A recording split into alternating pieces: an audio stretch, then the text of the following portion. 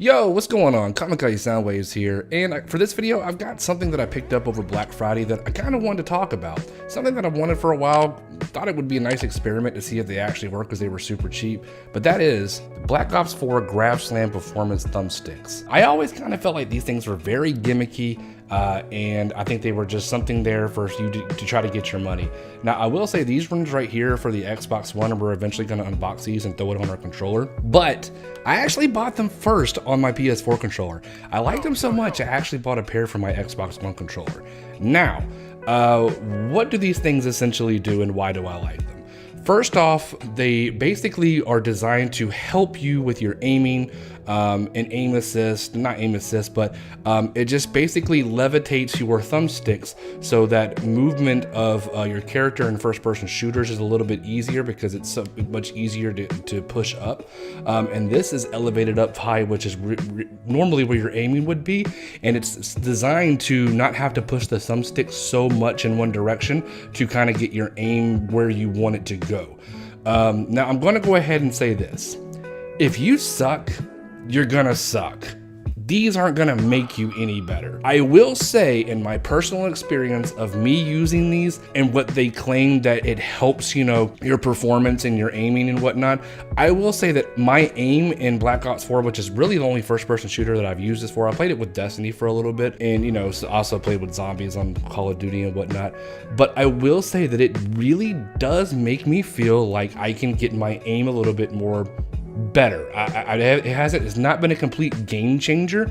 There are other aesthetics that I like of it, but as far as what it claims to do is help your performance, if you suck, these aren't going to magically make you any better. You still need to practice and you still need to get good. Now, I will say that since I've been using this, I feel that I have definitely improved with my aiming, but that also has been me playing the game and practicing and trying to get better.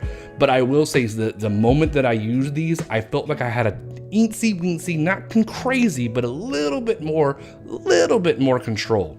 Essentially what you could do in game is really just up the sensitivity in your thumbsticks, and you really necessarily wouldn't need something like that. And that does make sense. Now, I will say though, if I put my thumb here and I push it, it takes a little bit more effort.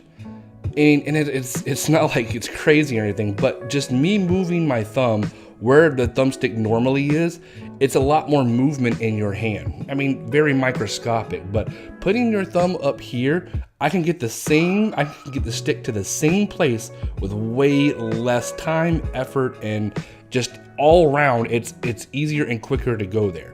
Now, as far as comfortability with these things, super rubbery feel. I love that. It really grips the shit out of your thumb when you put it on there. One of my biggest complaints with the PS4 controller was a lot of times with this stick, when you're playing an FPS and you click it, you know, to run down. I will say that I always felt like my thumb would continuously slide up. I always felt like the PS4 controller didn't have enough grip on here. But I will say after using this, I don't have that problem anymore. Now, let me show you something else. This was my very first PS4 controller. I don't know if you can see it very well, but I played the shit out of Destiny for a long time, and this is where you'd run for your character and aim. I used these so much I ended up rubbing the rubber off of these sticks. Now, one thing I would say about these, that these could potentially, take that wear and tear away off of your controller. I have seen other controllers, and this does seem to be like an ongoing issue with PS4 controllers, as well as the L3 kind of gets messed up. This is my first one, and the L3 is still fine, but the rubber did come off of it. I had bought another controller since this one, and the L3 did start being a little wonky. This is my newest controller, which I've only had for a few months, but this could also be like protection for the rubber on your sticks, and they wouldn't wear down fast, and it wouldn't wear down as fast. Also, these sticks to me personally, like they're more the rounded dome things, which is kind of like what I prefer. Some people may like, the inner slope and stuff into it, but for the most part, I actually really enjoy these, and I think that they're super comfortable.